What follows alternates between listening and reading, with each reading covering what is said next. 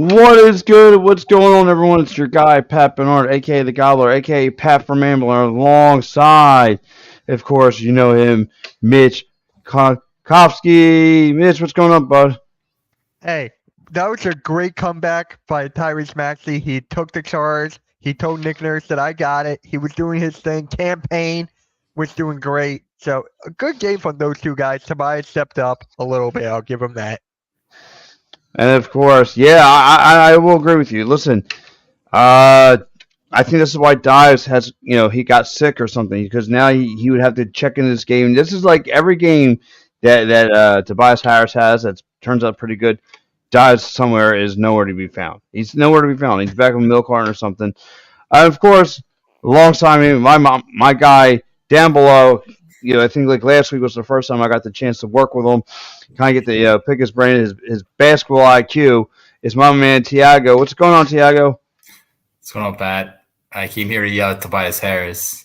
So turns out he had a great game. So, I'm just joking. Yeah, it was a good win. Pretty good team, right? The Cavs, one of the hottest teams in the NBA, but they just don't seem to really be able to beat the Hospital Sixers. So overall, it's a pretty good win considering what they have ahead in their schedule. So very good games for the most part. Yeah, absolutely. Daniel Barrett checking in saying, yo, because Cavs are trash. I don't know. Then he goes, Dives calling out on a good Tobias game. Yeah, I know, right? Thanks, Tech. Hold on. Quentin, where were you yesterday, bro? You were not here yesterday when Tobias had that terrible game. Where were you yesterday? You were not here. I think it's like a local flu that's going around, apparently. I mean, I don't know what's going on with these guys. But all I do know, Mitch, you brought something from your top of your statement. You talked about Cameron Payne. Cameron Payne, 4 for 5 from the perimeter. Looked really, really sharp tonight. What can you tell me about his game tonight? I mean, he was really their only answer in the first half. Yeah, Cam Payne was just on fire. He was just hitting threes, and it was so nice to have a point guard who can actually shoot the three better than Pat Bev would ever done. So I love that from Cameron Payne. He took the charge. He was like, guys, I got this. Let me shoot that thing. And he was feeling it. He just was on fire. That's basically it. Yeah, Tiago, same question. I mean, Cameron Payne, again, he kind of lights it up. Your only answer come from the bench. Maybe your whole entire answer from the first half. Really a spark plug. What's your take on Cameron Payne tonight? Yeah, I thought he was kind of a difference maker. More so in the first half. I thought that in the first half they were really struggling to get offensive rhythm. And when he came on the court, I thought that he made an impact primarily as a shooter. So I actually saw during the game that he's averaging something close to 1.5 points per spot up possession as a Sixer, which is near elite. He is, I think, 6th most catch and shoot points on the team so far since he's been in Philadelphia. So his role as a floor spacer has been quite a surprise. I was quite not expecting that when he came to Philly, to be honest. I didn't expect him to have that in his game at the level that he's shooting the ball in Philadelphia. So that has been a surprise, I think, in the second half. He struggled to get a shot. He just seems like a kind of guy who's really going to struggle to get a shot off, right? Not super big, not very athletic. So I think where he's made his mark primarily on the Sixers offense is a spot-up threat. And he was pretty good, man. In the first half, I was looking at it with Maxey struggling, right, with Tobias struggling in the first half. You start asking questions where are they going to get offense in this game? And he was the number one guy, primarily in the first half. In the second half, he kind of came back down to earth. But again, like Mitch said, I mean, the difference between him and Pat Beverly, primarily offensively, it's night and day. And I know Beverly has some cool podcasts, but that was just a slam dunk trade across the board. There's no question. Oh, same. Tech checking in. He goes, AT&T Internet is the reason why I missed postgame last night. Daniel Barrett checking in says, you got to give Jared Allen some hot props. Yeah, listen, Jared Allen did okay against a banged-up Sixer team with no one in the paint. Again, Yeah, I know. And listen, that guy Nick's probably going to chime in and tell me about Beeble Paul like 38 times through this podcast. Relax, dude. Relax. But I want to get into myself for a camera on pain again. Uh, and this is what he provides, right? When he's on, he's on.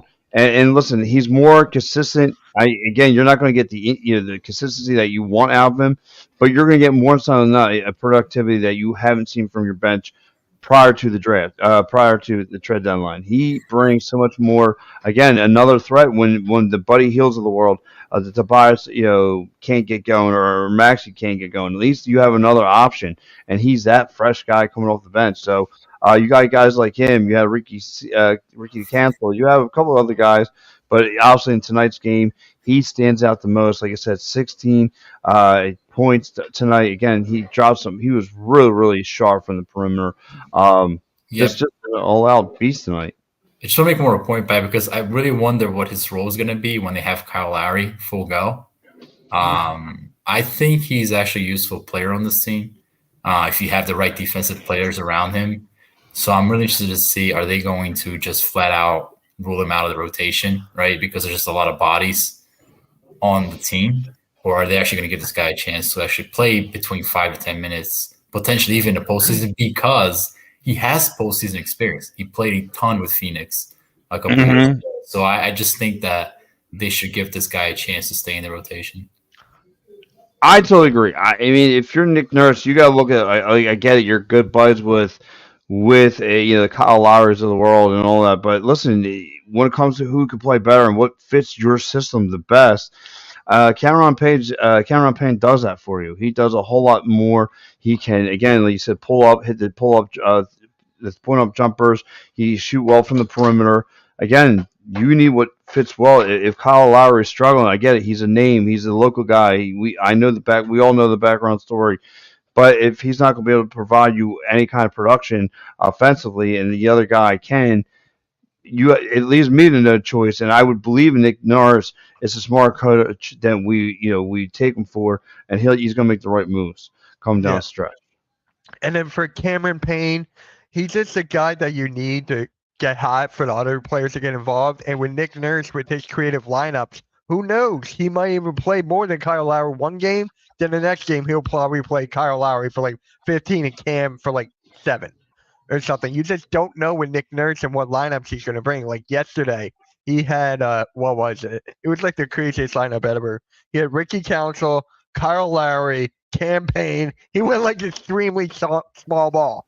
Like, he can do whatever. It's different from Doc Rivers. Desperation breeds creativity. Yep. We're seeing that in abundance with Nick Nurse. So and listen, Tiago, you and I and Dives, we talked about, and Sean, we talked about this. In some regards, if these couple of these guys going down, how we would discover a Ricky Cancel? Would we discover a guy like Taquan Smith? We don't know, but I mean, we do, at least we know Ricky Cancel can play, and you need him out there on the floor on a consistent basis. You just need him on a consistent basis, time in, time out. And like I said, going back to Cameron Payne, just a nice game, a nice little game from him. Something you tipped your cat off to heading down the stretch. Here goes our man Quentin checking in. He goes, "How much did Hield cost throw? How much did Hield cost throw?" I don't really want to think about that question right now because I have some diverging opinions about Buddy Hield as a player. I think he's had a pleasant, positive start for the Sixers, but you really see, like, on a team where there's limited shot creation, he's just a guy. Now, granted, Embiid on the team, right? You're gonna get looks, wide open looks. It's a different story. I understand. And he hit a clutch 3 to really kind of seal the win.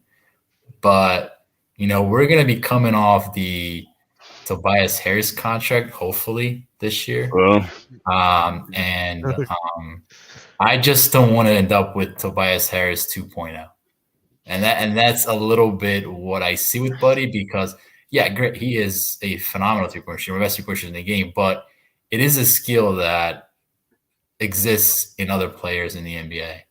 So I don't know to answer the question, but I'm not all in on just bringing back Buddy Hield at any cost. I guess that's the point I'm trying to make. I think they have to be cautious about that contract moving forward. Yeah, I agree. Listen, is the guy shooting the lights out for an perimeter? Absolutely. But like I say, just let it take its time. Let's see where this goes. Um, Joe Howe checked in. He said, "Great win tonight." Yeah, I totally agree. And no, hey guys, Pat, did you eat spaghetti today? No, I didn't have spaghetti. I told you that's Sunday, pasta Sundays. Get it right. Uh, but yeah, listen, Cameron Payne looked pretty good. Now let's talk about other guys. Of course, I'm going to go right to Tyrese Maxey. Again, slow start. Couldn't really get anything going off the tarmac. But that second half came around. He started to pick up some momentum again, finding guys open, doing what he's been doing. Hits the pull back 3-pointer, hits a couple of his, take the ball to the rack and rim, come very creative. Some nice moves there. Tiago, what can you tell me about Tyrese Maxey? I thought that when it mattered, and maybe Mitch has a different opinion on this, when it mattered, he was the difference maker. I thought that for the most part, it was a very poor Tyrese game. I thought that he was hesitant to take the ball at the rim. Yes, Cleveland is one of the toughest defenses in the NBA. They have size, they have rim protection, they have great perimeter defenders. They're physical. It was a nightmare for him to get downhill. I thought he did a better job in the second half. But when it mattered most, he had to step back over Niang. He had to pull up three from distance. He found Buddy on a wide open three, drawing the exit defender. Those are the things that differentiate good to great players. And that's the things you have to expect from Tyrese with Embiid off the floor. Now I'll say this. You're not getting fouled, man. You're not getting called for fouls. You got to stop throwing the ball up in the air and waving your arms, because Cleveland took that back multiple times in transition. They were just running that right back and stuffing it down the rim. Like, you're not James Harden. You're probably never going to be James Harden.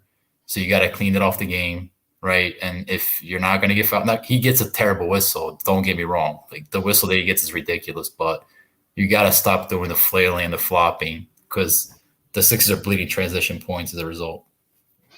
Yeah, and you saw it firsthand again. They've tried the Oscar-winning fall downs, and it didn't really pay off like they wanted to.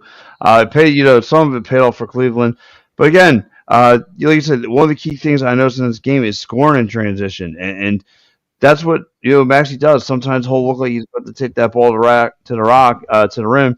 He'll kick the rock out to the left or right, whatever, and find that open, player open, and creating space for all the guys. Those guys are sitting there, lighting up from the perimeter or such.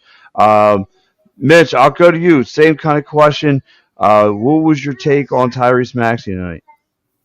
We were seeing this guy develop right in front of our eyes. Shout out to Sean Bernard on Twitter for that. He's the guy that we actually get to see him step up when it mattered the most. And he told Nick Nurse, when Nick Nurse was getting kind of angry at those foul calls, he was like, "Don't worry, I got it, man. I got it." That's what he was saying. He took over, and that's exactly what we need from Maxey in a game like this. And now, against Milwaukee on Sunday, can he do the same thing again? That's the question I'm waiting for you answered. Oh, I think so. I think he's going to have enough. I think this win is good enough for them to carry this win over, this momentum, and bring it towards Sunday. Of course, they're going to want the revenge at Doc. That whole storyline's right there. But listen, you lost 6 straight at home. This was due. This win right here was due for the 76ers. Again, like you said perfectly, Mitch, when it was time to take over the game, the best player on the court took it over. And with a dinged out Donovan Mitchell, that really wasn't much of an issue for Tyrese Maxey. So, real fast, a couple guys have chimed in. Joe House and the Sixers bench played well today. Absolutely agree. Tex and I agree with Tiago. Need to be cautious with the extending of Buddy Hield. Anger Anthony checking in. He goes, good win for the 76ers. Mitch needs a nap. Thank you. Thanks for pointing it out there. Mitch needs a nap. Good. And then here goes our man Phil Stifle, my main man over there on the Training in the AM show.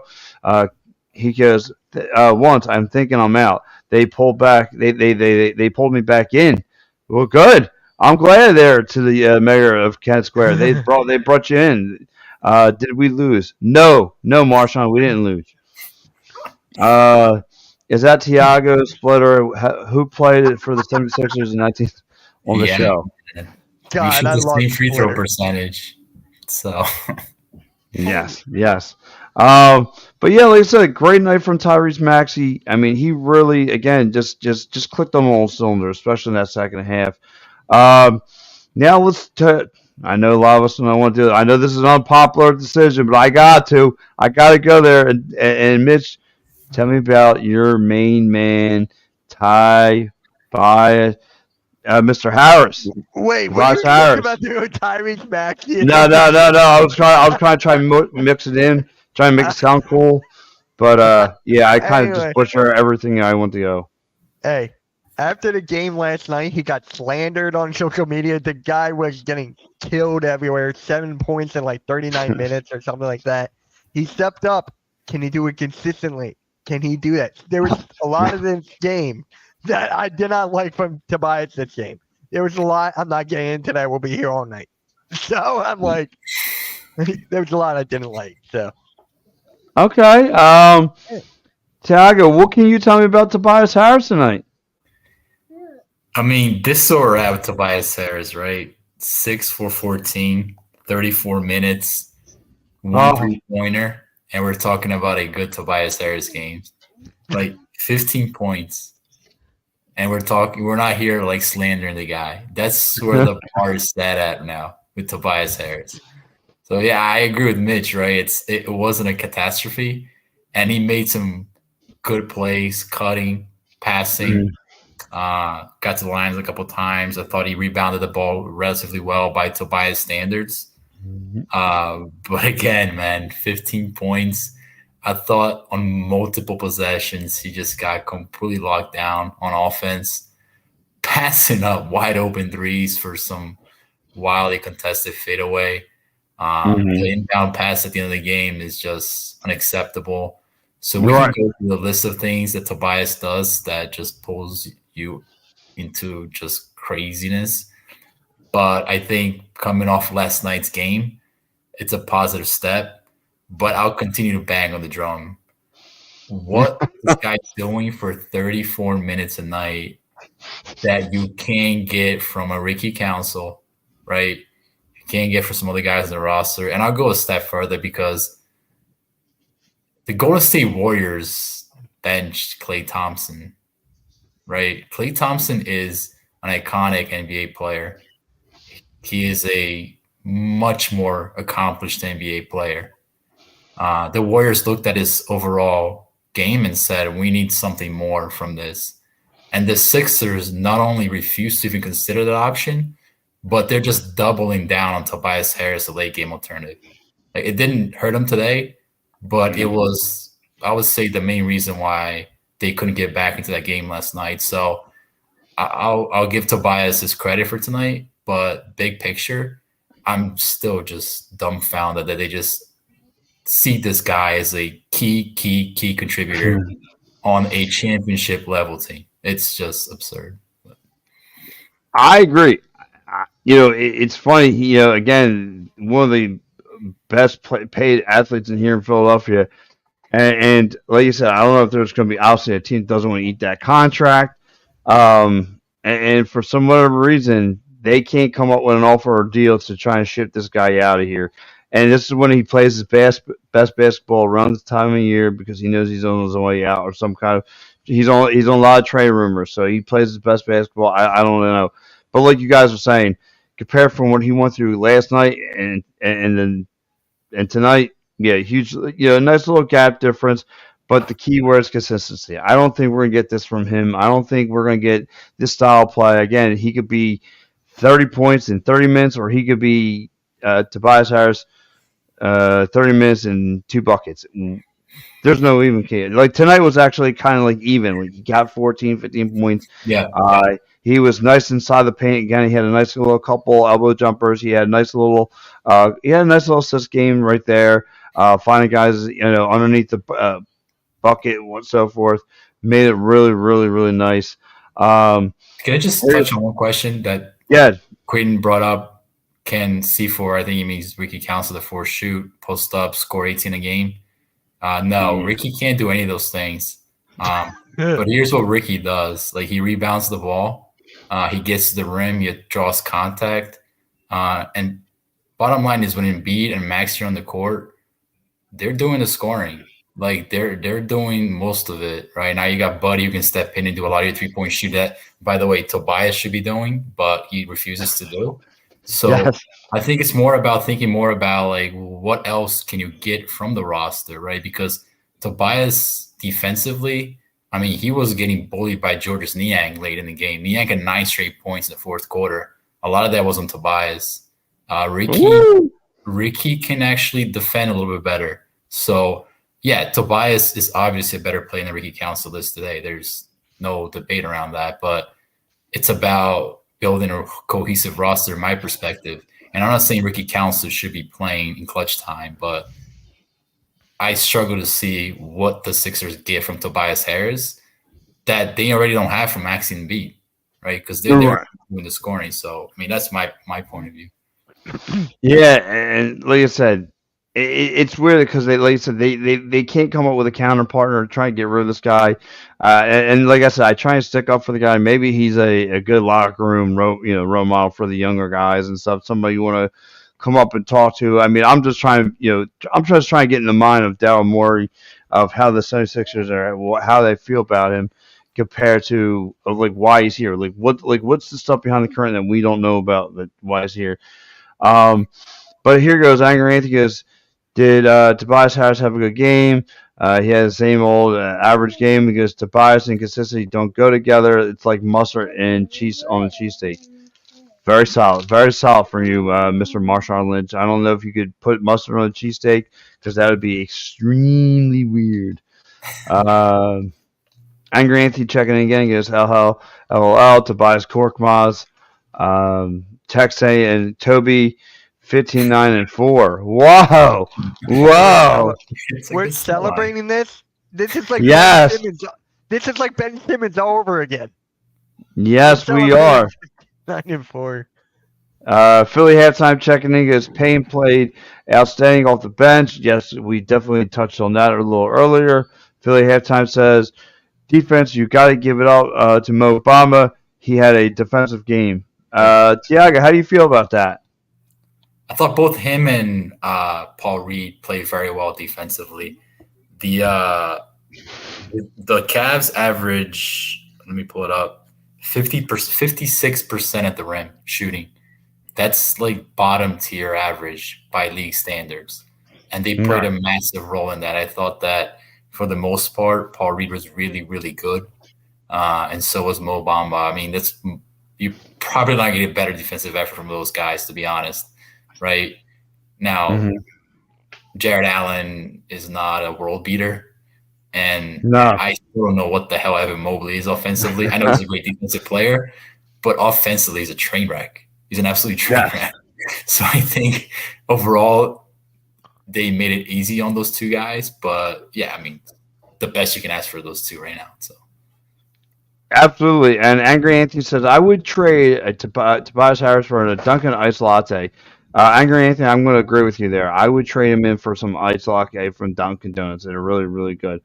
So let's get into it. I mean, like I said, we kind of touched on everything a little bit. Pretty much the three guys on what to touch on it. How about what did you guys take away from Nick Nurse? I'll go with you, Mitch. I mean, he was getting really mad at these bad calls every now and again. To me, that's getting like a little bit, I don't know if I'm sure worried, but if this keeps on happening, something's going to happen. So he does that, and he just did a normal thing. Like, to me, it's just the refs. How about you, Tiago? How did you feel about Nick Nurse's performance tonight? I mean, any game that the Sixers win without Embiid, I think it's a positive feather in Nurse's cap. Things that I like about Nick Nurse, he's able to manufacture good looks at the rim, even without Joel. Like there's a lot of cutting, there's a lot of moving into open spaces. You see guys like KJ Martin, Kelly Oubre, Tobias when he decides to move. The other guys really get clean dunks sometimes. I think it's a byproduct of Nick Nurse.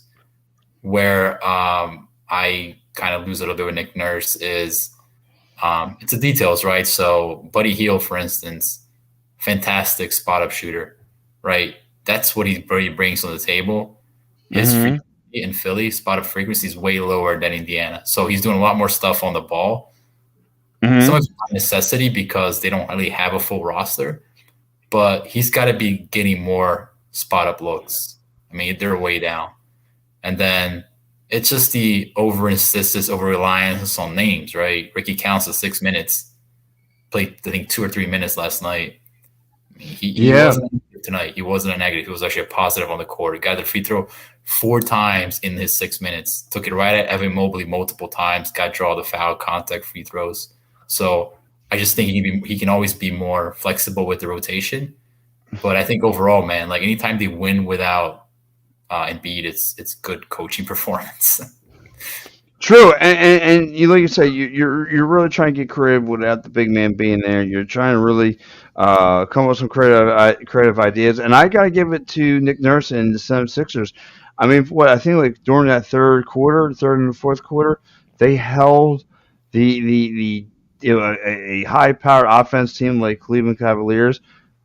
They didn't score for like 20 minutes. I mean, that's pretty impressive. I mean, you kept on running the ball, and you had tons of possessions on offense, and you took care of business. So I got to give it to them right there. So Angry Anthony goes, Nick Nurse has turned into Doc Rivers. I can't get the players ready. Can't get the players ready. Yeah, come on. You're pushing a little too hard there, Angry Anthony. You're pushing. We are not in that category. Are we? What are we drinking tonight, bud? Quinn, where were you at yesterday? I was looking for you. Oh boy, here you go. Get your popcorn ready. These two are about to have at it. Mr. Root Poo and my ATC internet was out. That's what happened yesterday. Okay, here we go. But anyways, let's get right into it. Let's get into your player of the game.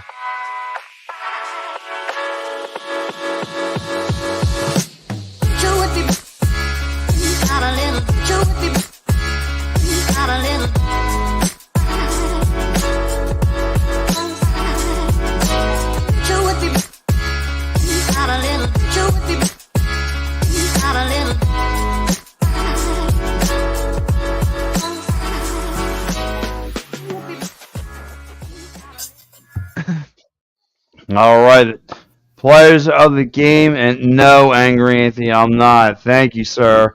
No, I'm not drinking. I worry about you, sir. Okay, bud. Let's go right into Mitch. Mitch, who was your player of the game? Well, actually, before that, I'm looking up the box score. Nicholas Batum did not play a single minute, but he still had a plus. He had a +2. That's better than KJ Martin, Mo Bamba, D'Anthony Mount, and Ricky Council. How do you have a +2 when he didn't have any minutes? Crazy. That inbound pass, man. The one inbound pass that Tobias couldn't make. They had to bring in Batum for that. For like a split second. Yeah. Wow. So for me, I'm going with the layup here. Tyrese Maxey, again, 24 points, 7 boards, 5 assists. He was on fire in the fourth quarter, leading the comeback, showing why he's the second option on this team. And he's ready to take the next leap. So, Maxey's my player of the game. Ooh, all right, Tiago, who is your player of the game? Yeah, I'm going to go with Paul Reed, man. 12 rebounds, 8 points, +7. We talked about his rim protection was key tonight. Hit a floater jump shot in the fourth quarter, which was key. Clean up a lot of mess around the rim offensively, a couple put back dunks. So it was a very good Paul Reed performance. Just a reminder that he's pretty good. Like the Sixers, yeah, he's not a starting center, but I think the Sixers are fine with Paul Reed. Not so much for Mo Bamba, but I think Paul Reed does the job for most nights. Yeah, I totally agree. And my player of the game is going to be Cameron Payne. The guy got the game started for you again, set the tone for you when your offense was absolutely not giving you anything. And Nick Nurse went to the bench very early in this game. He came up. He's the one that stood up for you tonight. Again, dropping 4 for 5 from the perimeter. Just had a nice little game. He made a couple. He made a nice little bucket inside the paint. But I gotta give it Cameron Payne setting the tone, being the only one that really, really was showing any kind of production in that first half. Give me a Cameron Payne to be my player of the game. Now let's get into grades. Don't you hear it? Sweetness and light for my restless mind. Please give me a way to escape this world gone astray. You could give me a little peace of mind in these troubled times. All right, we are here. We are back. Tiago, can you give me a grade of the game? I'll give it an A minus. I think, again, we talked about this. Cleveland's one of the top teams in the Eastern Conference. Donovan Mitchell wasn't playing, but neither was Embiid. They have a really, really good bench. The Sixers bench completely outplayed them from beginning to end. So overall, A minus. It was a good, solid effort. Need the same effort on Monday or Sunday against Doc Rivers. That's for sure. Woo! Woo! Yeah, I like it. I like it. Mitch, how about you, sir? I'm going with the B plus. I'm gonna go with the B plus here, just for the fact that some players didn't step up in the first half, and it was just like not clicking, and then second half just took over, especially Maxey. So I'm gonna give it a B plus. B plus. Player of the game, Millen. Mitch, you need to stop. You need some sleep and go hang out with the ladies. Alrighty. Well, listen, Angry Anthony. Yeah, thank you, sir. Thanks for your chiming in. Thanks, Dr. Phil. For me, I got to go B plus as well. I thought they did a phenomenal job. Like you said, the start of the game where everything kind of looked lackluster. But all right, I'll live with that one. But however, that second half, the best player on the court just kind of took over the whole game, and that was Maxey. So to me, I got to give this team a B plus. And again, the way they play defense, the core thing is playing perimeter defense and just play defense all around. I thought it was really, really solid too from the 76ers. So I'll go B plus. And Tiago, one more final thought and plugs. So yeah, like I said, Sunday night's the big game against the Milwaukee Bucks. I need the Sixers to win that game, or else I may just shut down my Twitter account for the next couple of days. I cannot have Doc Rivers coming in Philadelphia and winning this game. Just can't happen. So I'm conjuring up all the positive energy for tonight. I actually think the Sixers will probably win. And you can find me at Tiago PHL on Twitter. So yeah, always nice to talk to you guys. Oh, absolutely. I love hanging out with my man Tiago. How about my man Mitch? What do you got for me, bud? Well, this game was fun. I can't wait for Sunday just to see how the crowd reacts to Pat Bev and Doc Rivers. That's what I'm looking forward to. And are they going to give a tribute video for Pat Bev and Doc Rivers? Is that actually going to happen? I don't. If it is, I'm going to be I mad. think it's I'm gonna be so mad. I think it's a little too soon, especially for Patrick Beverly. He's only been here for a cup of coffee. But if they do something for Doc Rivers, it wouldn't be surprising at all. There's no way they will do that because it's going to conjure up boos. And I don't think you can put him on the spot like that. Beyond the fact that what are we really celebrating, man? You underachieved for 3 years. So, I know, right? I know. Yes. So, guys, you can find me on Mitch Toxie on YouTube, Twitter, Hardcore Sports on YouTube. I'm going to be live tomorrow morning at 10:30 a.m. for a Weekend Wake Up. It's our show we do on the network every Saturday morning at 10:30. Make sure you tune in for that. And, yeah, pretty much it. Streaming the Sixers against the Bucks. You'll be there for that. All right, guys, you hit him. You're here, my man Tiago. You hear my man Mitch. Give them a follow on Twitter. Guys, if you want more of their contact, just hit them up and give them a follow. Appreciate the love. Again, for me, I got to give this a B plus. Just like I said, how they did it. But my final thought was, listen, you go 1-1 right now out of the All-Star break. Nick Nurse is trying to do the best he can. Again, just make the right adjustments. Again, you got a healthy Kyle Lowry, cut his minutes. If he's not giving you the production and you're getting some production out of Ricky Castle or Cameron Payne, he's got to mix and match. All right, let me go with work. You got to ride the hot hand, as they like to say in hockey. You have to go that route. So we'll see what they do come Sunday. I believe it's going to be a nice win. I also think that Patrick Beverly will be getting the cheers, but I also think Doc Rivers more than likely will be getting the boo birds. I think the boos are coming for that man. Quentin says, "Do we win on Sunday?" Yes. He goes, "Please beat Doc," and then this goofball.